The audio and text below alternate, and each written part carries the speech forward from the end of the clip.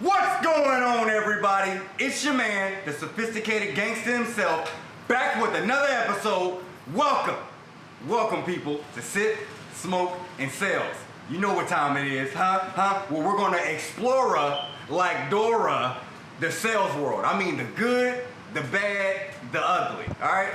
Now on today's show, people, you know, because I keep bringing you the flavor, like Craig Mack, right in your ear, right? I want y'all to welcome to Sip, Smoke, and Sales, my man, 100 grand, Moses Ohale. Y'all give it up for it. Welcome to Sip, Smoke, and Sales. My man. Thank you, bro. How you doing, good brother? How you feeling, man? Thank you for having me. Man, look, it's a pleasure to have you. Look, your presence on the show, my man. Yes, sir. Yes, sir. Now, Appreciate it. to everyone out there, again, second guessing themselves in sales, maybe in a little slump, maybe want to start in sales in whatever genre, we gonna hit them to some knowledge, drop some jewels on them. Yeah. You know what I'm saying, and bless their lives a little bit. All right. Now I want you to tell everybody who Moses Ohale is, and I'm gonna step back. Now before you do that, let's go ahead and take this toast real quick.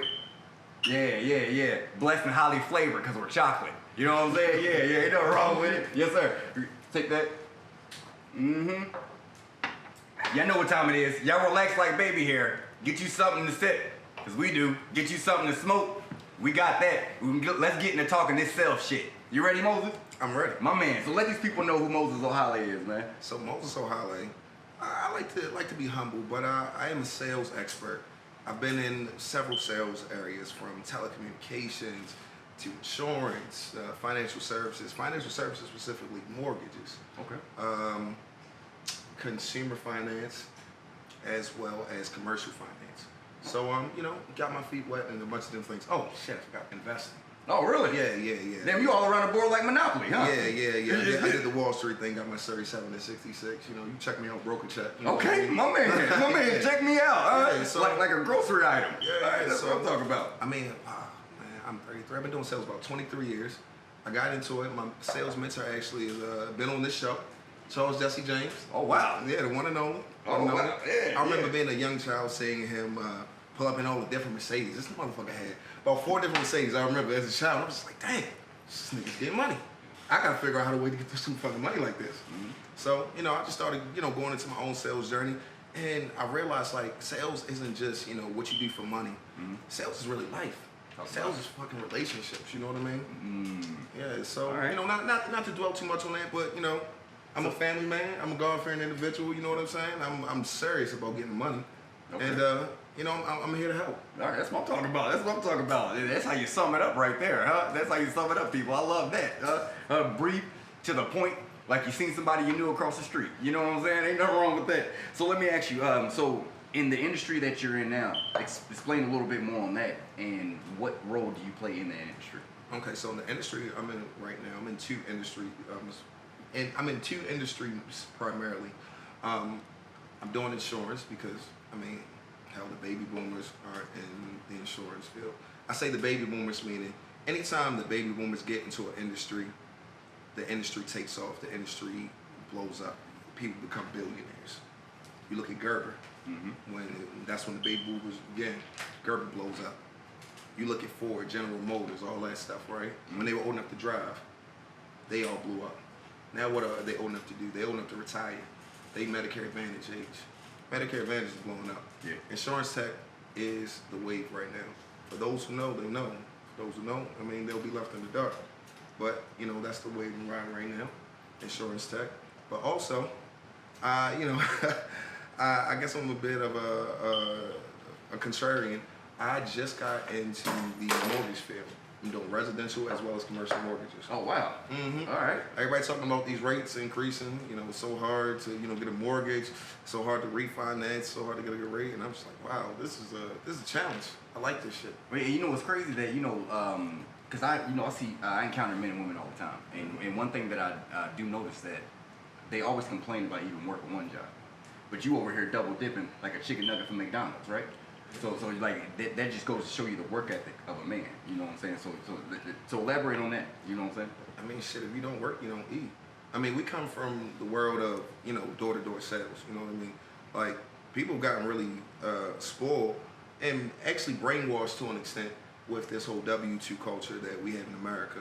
Can you elaborate on that? Like, Yeah. for people that don't know. So you're working 40 hours a week, 60 hours a week. They say they're going to pay you, say $1,000 a week, right? Mm-hmm. At 40 hours, you doing your own thing. You know, even 2-3 different hustles, you can make so much more money, be so much more fulfilled because you did this work on your own, under your own name, and have something that, you know, you can pass down to your children, which you can't do with a W-2 job. As well, you get your time back. You know, you're not worried about the boss. You're not worried about, oh my God, I'm late. Somebody's going to cuss me out. Somebody's going to fuss me out. You still feel like an adult. I don't know. I've had a job before. That's just terrible. I hate like, you know, oh man, I gotta rush, you know, into the office, so I gotta rush this place. Like, man, fuck that. You're grown. I can sell.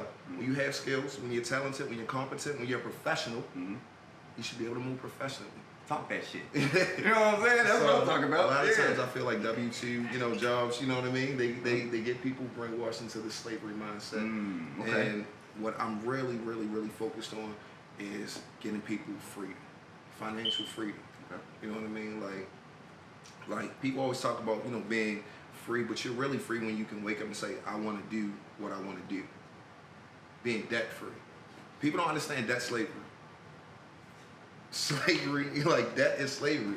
Like they taking, you know, slavery from the fields, you know what I'm saying, and put it into the office, you know what I'm saying. That's true. So people don't even understand they slaves. Though the masses are slick. This shit is slick because it's like, all right, we can just have niggas as slaves, or we can have everybody. Fuck, I want everybody. I want everybody. Yeah. Yeah, that is. And you know, those like us who have like figured a way to break away from the fields, it's our responsibility to bring as many people as we can. My name is Moses, and I get that shit like Harriet Tubman. They call her Moses. Is Moses. All I'm saying. You know what I mean? And I feel that. But to go back to what you said, we come from the door-to-door sales field. You know what I mean? You eat what you kill. You know what I mean? It teaches you a certain level of responsibility. It teaches you a certain level of work ethic. You know what I mean? You read articles today talking about people quietly quitting. I don't know nobody in our field who's quietly quitting. How do you quietly quit if you're going door to door? Talk that shit. If you eat what you kill. Oh, so you quietly dying? Nah. Yeah, exactly. You can't quietly quit if you really fucking working. Okay. You know what I mean? So I'll tell you a funny sales story. I'm working my first energy job. Of course, you know, WMS, I got, you know, your wife put me on with them.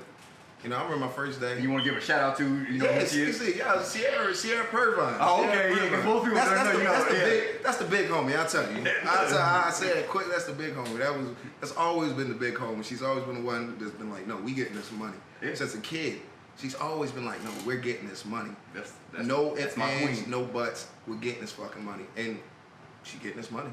I mean, they getting this money. Like, so, you know, first day, WMS, I'm out, I'm with that white boy Nick and Sierra. Sierra like, no, my cousin, he can sell. I'm out with Charles, like, my brother can sell. And yeah, we can sell. So I remember going to our first door, me and Charles go to our first door. We sell the first people we ever talked to on energy. And then we proceed to sell like 11, 12 other motherfuckers that day. You know what I mean? Just crazy first day. Yeah. So I remember we go to the office, you know what I mean? Otis there, Anderson there, they talking shit, you know. And, you know, we feeling, you know, pretty big. Like, hey, did our thing, all this other stuff. That's some shit right there. Yeah, I mean, some shit. That's some shit to do. But then you start seeing the numbers from across the nation. You see the 500 sales in California. Okay, here we go. You see the, you know, 375 in Ohio. You know what I mean? And if I'm not mistaken, you're not only seeing the teams that's doing this, you're seeing the individual people in the list, right? Yeah, so it's like numbered. 1, 2. Yeah. Okay. And then you see what them boys is doing in Texas. It was like, yo, what the fuck, yo? And so you're like, oh, man, it humbles you. It humbles you. It humbles you. And then, you know, just talking to Otis, Anderson, you know, different people, it's like, you know, how do you get to that next level? It's just like, it's easy. You drop your fucking nuts and go to work. Boom. Like, it's real simple. Which had a symbol on the drop. Like, you want a sales right? Yeah. You don't think you getting it? Just work fucking harder. Like, we make shit so difficult. We do. And it's really not. In America, it's a numbers game. You can't go to 50 people with the same proposition, said the same way, and all 50 people tell you no. Now, with that math, you need to know, what's your number? How many people do I need to talk to in order to get the number of money that I want? Do I need to talk to 500 people? Do I need to talk to 1,000 people? Mm-hmm. You know what I mean? Do I need to talk to 250? What's my number? And there's an acronym in the sales world for this. Can you tune people into what that is? You know, I know you. The law of average. That's what it's called. Yeah, it's the law of average. It's the law of average. See, you much more high level than me. It's like sales. I dumb it down. I mean, I hardly know the products. It's funny. You ask my wife. So companies like they're calling, you know what I mean, hit me on LinkedIn, hit me on, different websites like, hey, can you sell this product? Because, if you're a closer, your name kind of gets into different industries. It does. You know what I mean? So it does. I don't even know the fucking product. I'm like, hey, what's the commission like? Because it's like, when you can sell, you can sell. I mean, and sales, it's a beautiful thing. I found like, if you can sell one thing, you can sell anything. And, I listen to Jim Rohn and Brian Tracy. Brian Tracy talks about, if you're comfortable selling products, it's hard for you to sell ideas and vice versa. So I'm just like, well, fuck it. If I'm going to be a master salesman, I need to, be able to cross-sell, be able to sell both. So I've just became very, very comfortable in uncomfortable sales situations. Talk about it. You did what? Yeah, you got to get comfortable in uncomfortable situations. God damn. Yeah. Boy, I tell you, they ain't spoken like Moses for real. You know what I'm saying? Like, listen to me. People pay attention. All I'm saying is it's quality over quantity over here on Sip, Smoke, and Sales, baby. You know what I'm saying? Like, there's certain things that this man got the juice. I ain't gonna listen. I just want to ask you a question, brother. Out of the 20 some odd years you've been doing this, right? Mastering your gift and implementing it into the work field, right? What's one of the things that kept you motivated through all this? Or that keeps you motivated? Something that like tough time comes your way? Because like you said, as a hustler, it's just something that snaps in us. What's the thing that you're thinking about to keep you motivated? I mean, you got to be extremely competitive. You got to have a certain level of pride, your self-image, as well as knowing your chief definite aim. Yeah, like your chief definite aim keeps you, motivated, keeps you hungry, keeps you, during those dark times. And also writing. Most people don't understand how, important it is to write on a daily basis. Write your thoughts, write your feelings, write your goals. Just writing because it helps relieve a lot of the stresses that come with the sales job. Because a lot of this stuff is psychological. Yeah. We're psychologically battling people every time, you're doing the sales. You know what I mean? It's a psychological battle. Yeah, but with that being said, you need your own therapy. Your own therapy is writing down, your thoughts and coming to your own peace in your notepad. It's, Yeah. So, I mean, I found that to be, extremely helpful. Extremely helpful. Jot this shit down, people. Sip, Smoke, and Sales is just a platform where we're going to give you the good, the bad, and the ugly. You know what I'm saying? But again, it does go down like Young Jock and them. And again, the knowledge is going to come out. It's just, are you going to be dumb enough to listen and smart enough to follow through, right? So, all great salespeople pull from somewhere. And you mentioned two of the greats earlier. You mentioned Jim Rohn, you mentioned Brian Tracy, right? Two people that I, in the sales game at 18, had to read and listen to audio tapes. So what's a phrase that you pull from one of your greats that you want to share with people, that you want to give to them? Because being a master salesman for 20 years, you're not just winging it, right? You have things that you can pull from your bag, like you Santa Claus, right? You can pull stuff from your bag and let it go. I ain't talking about Frozen. It's probably a old school one. I mean, I remember it's from my childhood, and I definitely got to give shouts out to Jesse. I mean, I remember riding in all of his cars. Like I said, he had on a Mercedes. He don't listen to rap music. He started listening to rap music when he got older, when the kids not riding his cars. But when we were children, only Jim Rohn. So this is famous. You mean to tell me, because I've heard this from my wife. And I've heard this from her brother and my brothers and sisters. I've heard this. True. They told me this, that he didn't listen to any music. He always listened to like when y'all went on trips to Florida, y'all drove, right? Yes. The whole time? Yes. Yeah, that's crazy. Wow. Yes. Yeah. Yes. But what did that? How did that affect you and who you became, like as a person now, or even when you were introduced to sales? When I was introduced to sales, it was so easy to me. Like it just clicked. It just made sense because Jim Rohn teaches the psychology of sales. Like, I would tell anybody who seriously is, saying, I want to sell something, you got to listen to Jim Rohn. Just straight up. They're like, oh, he's an old white man, all this other. Yeah. What does that mean? Yeah. What does that mean? Information. This man has immense information. I remember something he said, as a child, it was kind of funny because we always used to make fun of how he used to talk like, he's a goofy ass white guy. He's like, yeah, if income isn't your outcome, and your upkeep's gonna be your downfall. That's his voice, that's him. So you think, upkeep's gonna be downfall, income not your outcome. Yo, if you're not getting that motherfucking bag, them monthly bills are gonna kill you. Mm-hmm. You gotta get fucking money, son. You gotta get fucking money, yo. That's how that shit works. Like, yeah. Like, just little simple things, you know what I mean? Like, we make a lot of this shit in life a lot harder than what the fuck it do gotta be. It'd be like, yo, like you said, you can sell the product before you have it. You know what I'm saying? like, if you don't understand that, you don't understand sales. Yeah. Like, people's like, no, I gotta have the product to sell it. Fuck. No, then you don't understand sales. Mm-hmm. Like, that, you know what I mean? Just simple little things. Psychology. Yeah, just simple little things, little hacks on psychology. It's beautiful because it translates directly to your life. Mm-hmm. Because you start thinking strategically in life. You know what I mean? Because in sales, when you're having holistic conversations with people, and this is my sales process, I take it with insurance, I take it with somebody when I'm talking to them about an investment portfolio, I take it with somebody when I'm talking to them about, refinancing a mortgage loan. I'm having a holistic conversation with them because I need to understand their needs. Okay. You know what I mean? Like, genius. Ministry literally just means service. People don't understand service, you know what I mean? Sales, you're in ministry, you know what I mean? And people don't understand the ministry that you're actually providing to someone when you have that holistic conversation to actually stop and understand them. In this world of people who are just pushing things on them and me, microwave society, you're actually taking the time. Self-esteem destroyers. They're the worst. You know what I'm saying? They're the worst. That's all but you're actually sitting down and looking at that person, really looking at them, really understanding their needs. You know what I mean? Having a consultation with them, having a small therapy session. Yeah. Really letting them talk, and letting them vent the way they wouldn't have or ever couldn't have with other people in their lives. Yeah. And they'll let you know that too. Yep. Something about you. Yeah. It's a beautiful thing. So that's why, people say sales, is just about the money. Yeah, it's about the money. But yeah, after you, bam, I hit 6 figures. Okay, bam, $500,000. All right. What keeps you motivated? What keeps you motivated? The ministry.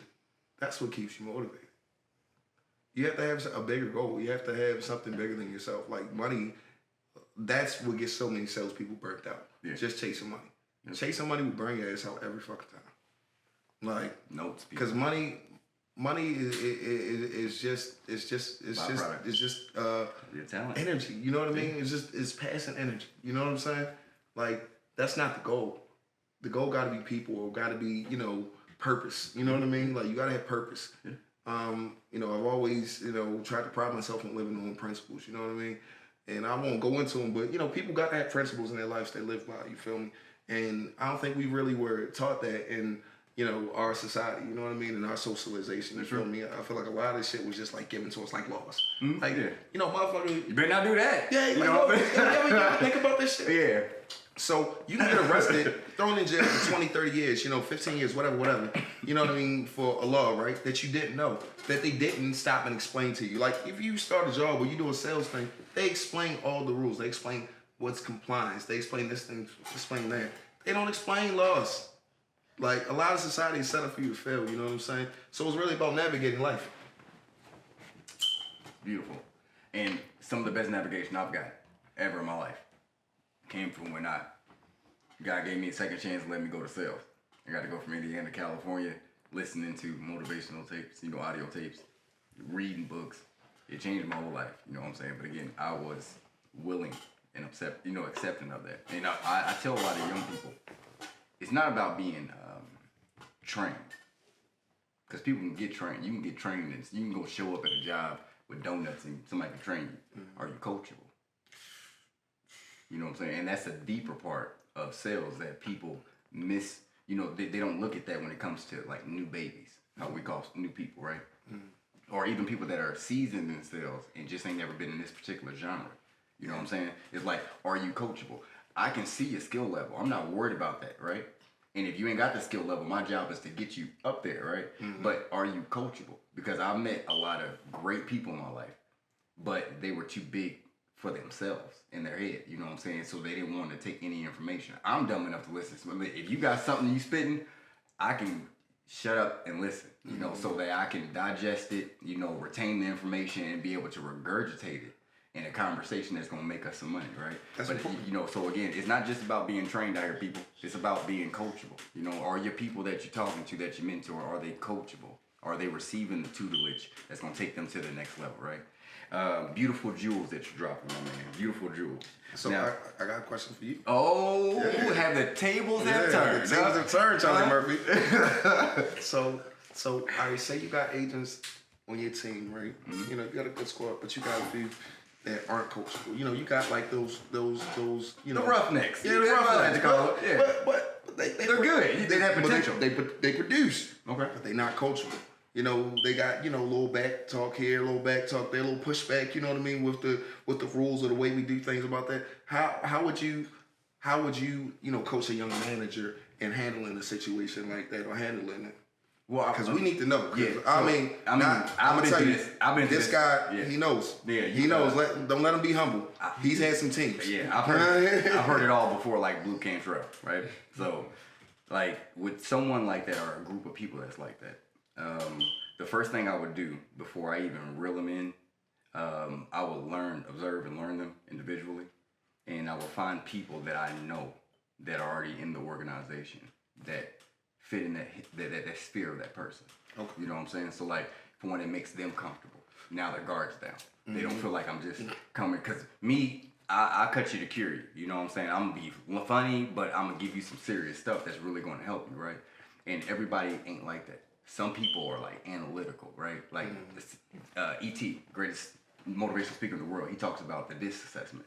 Some people are C's and D's, they're structured. You know what I'm saying? They're like, I need to know this, I need to see a book, and it has to say 1, 2, 3, A, B, C. You know, that's how they are, right? So like, you want to just step back and have that remembrance of when you were a new person, or when you were like that, because I know how I was at 18, 19. I was reckless. I didn't know anything about saving money. I didn't know anything. What I knew was how to hustle. Yeah. I knew that there was an opportunity. I knew that I can gain and have this off of this opportunity. I didn't know about savings and, you know, like growing my mindset. I was like, oh, I'm up now, baby. You know what I'm saying? It was like, yeah, I'm rich, bitch. You know, like, that's one of those things, right? Nah, like, you have to really meet people where and that's why they call me the enhancer, if you didn't know. Now you know people, you know what I'm saying? Because you meet people where they are. Then if you can't find those, let's say, because you know those naysayers, you know, the optimists, the glass is half empty type people, you know what I'm saying? Well, what if you can't find nobody that matches that energy? Well, you do it yourself. Now you got to be hands-on like a massage therapist, huh? Don't blame me, people. It just spews out. All I'm saying is now it's your turn to meet them where they are, escalate them to the next level. You know what I'm saying? That's all it is. But hope I hit that on the head like a hammer on a nail. Yes, sir. Yes, sir. Now, back to the question I was asking you. Because again, you're dropping jewels, and I know that there are things that people want to be enhanced with, and people don't usually ask me questions. So I appreciate that, brother. I appreciate that. There's a saying: it's not what you're doing when someone is looking at you. It's always the things that you're doing when no one's watching, right? That makes the biggest difference. What's one of the things you do that when nobody's watching that makes you like Moses? That you can give it to these young people, you know what I'm saying? Because again, the people gonna be watching, people gonna be viewing, tuning in, and they want to know this kind of stuff. You know what I'm saying? Like, like I'm reading, like I'm watching sales, like stuff on YouTube, like I'm perfecting my craft. This has literally has a direct correlation to my life. So I love sports. Big on sports, huge sports guy. You know, my son plays sports. He's really nice. I used to play sports, and the sports is just like, all right, you know, you practice. You know, all this week for the game, and then after the game, you watching tape, and then you practicing again, and you practicing again. So I started thinking about this, like, well, if I want to win in life the way I win in sports, I need to be attacking life the same way. So, all right. Instead of, you know, watching YouTubes about, you know, stuff that doesn't necessarily matter. You know, animal videos or what may have you. All right, let me throw in a little, Bob Proctor thing. You know what I mean? 20-minute video. You know what I mean? About learning about different psychology thing. That's not gonna hurt you. You feel me? Oh, let me read a little Mind Valley piece. You know what I'm saying? Or check a little thing on Google. Just little small things. I remember my coach told me this in high school.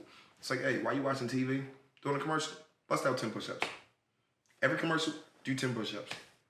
You'll find after an hour, you've done 100 push-ups. Interesting. Yeah, so it's about actually, using your time wisely. We have 24 hours in a day, and people don't know how many hours are just wasted, just lost, scrolling. That's another thing. I don't subscribe to social media that much. I stay off social media. I found that, the motherfuckers I knew in high school were cool in high school. I was in high school. I'm a grown fucking man with kids. And I have to take care of my responsibilities. And looking at these motherfuckers' lives is not gonna pay any of my bills.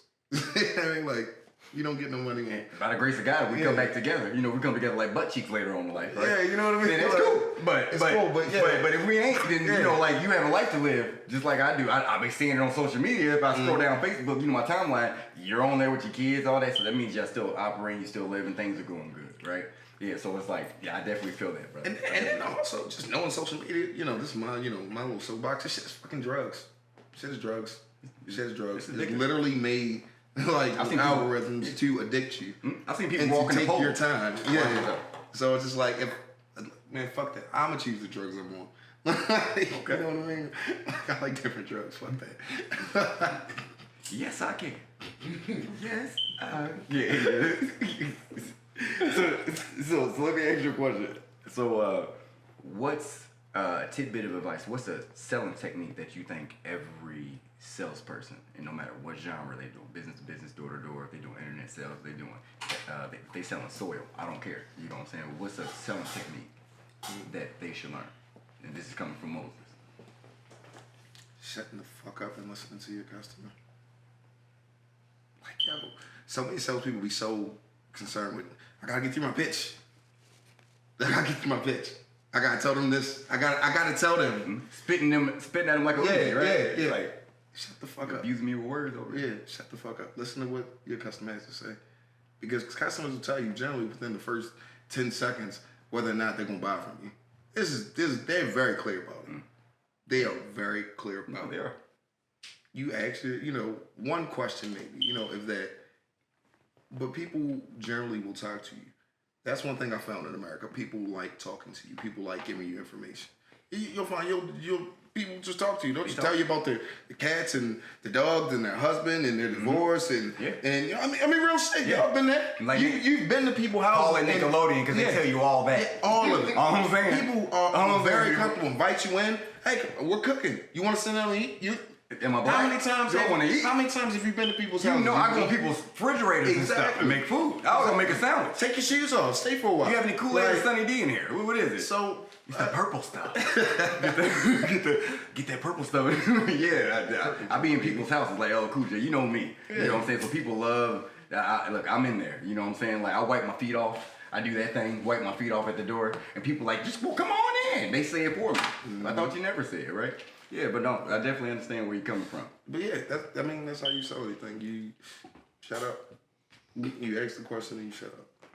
All right. And don't lose. It's a battle. Just don't lose. All right. Work on not losing. At this point in time, we're gonna we're gonna dial it down and take a shot real quick. Toast again.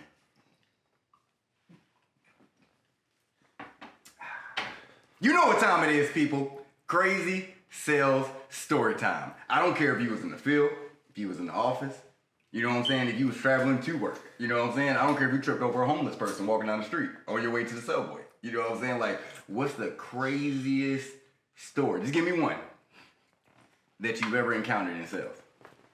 So, I'm doing door-to-door energy. I'm in Maryland. I'm in Baltimore City. West Baltimore City. Oh, okay. This is summertime. It's a very dangerous time. A lot of people are getting, shot, robbed, things of that sort. But you gotta get this fucking money, though. I've always found that I've been good with my energy badge. I've gone to so many different hoods with my energy badge, and niggas just leave me the fuck alone.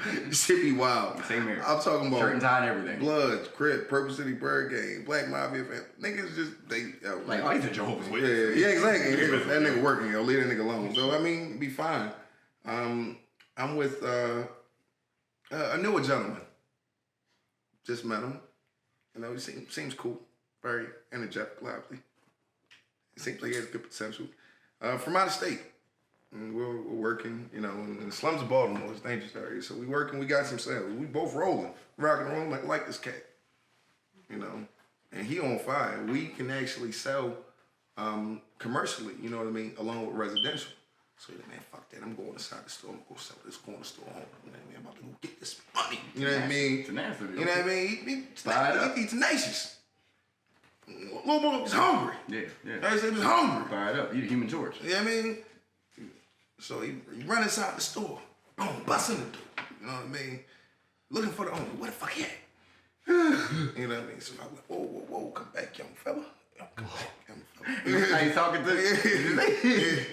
Because I seen these three younger fellas that was planning on robbing the store at that same time. And they were just walking in, you know what I mean? And we was just walking in at the same time. And I was just like, get out of here. They understood what I understood, and they let us get out of there. And young fella ain't understand. Until I got outside, I was like, hey, man, I love the enthusiasm. I love it. I love the fire. I love the passion. I love the energy. But we in Baltimore, baby. We in the jungle. You got to be on your P's and Q's. And we didn't get robbed and killed that day. And that young man ended up being a close family member of mine. Somebody I actually loved. Yours truly. Oh, yeah, it was me. It was me. I'll be honest with you. I was brand new. I was brand new like that Drake and Lil Wayne song. I was brand new.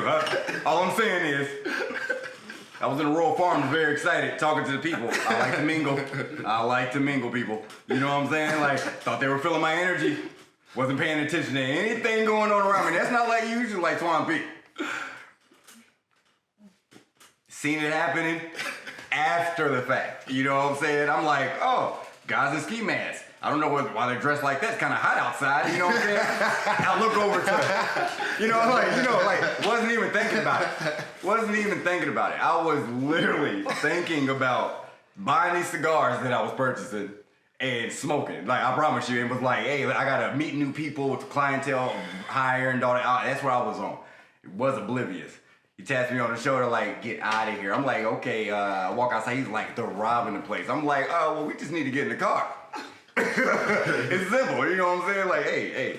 It was simple, yeah. But I was oblivious. Didn't know how the mean streets of Baltimore was until that day. But you know, again, we go everywhere, salesmen. It ain't about you trying to prove something. Be you. E.T. said it best. You be your 100% authentic self. People will mess with you no matter what you do, no matter where you go. I've been everywhere in a certain time. People be like, hey man, that guy's cooler than a cup of ice. You know what I'm saying? Like, don't leave him alone. That's Twan P, man. He good. You know what I'm saying? So again, this with the energy you put out. You know, but I'm not one of those people that are fearful either. Oh no. Because I'm not. You know, I always think people it's that like are fearful. Dogs. Yeah. It's like dogs and driving a car. It's like, oh, hey, you may get it. Well, you may. You know what I'm saying? Then you walk out the street with your eyes closed, right? Yeah. But crazy story, man. Crazy story. You took me down memory lane with that one. I like that, man. Killing me softly, like Lauryn Hill. Had to dig deep for that one, you know? So let me ask you, what was the most effective sales technique that you were taught that was effective for you? That the thing that you incorporate on a day-to-day basis? Because first I asked you to give them some knowledge. Now I'm asking you, what's the knowledge that you took in that you can give to let them know? The most effective sales technique that I have been taught. And you've been through a lot, man. You read a lot. You did a lot of studying.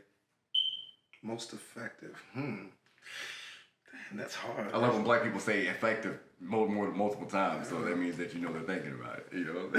I mean, All right, so sales is a battle. You're not really, getting a sale until you've had like your second or third rebuttal. Found really has been just juice, man. Like, You said. Like, You said. you know what I mean? Like you get a good. Nobody feel, said it on my show before, yeah, so there you go. you get a good feel found on a nigga. Like you going Now, get close. Like He's speaking of feel, felt, found. Can you elaborate on that? I mean, you have to let them know because So it's we're just saying like- it and they may not know what that means.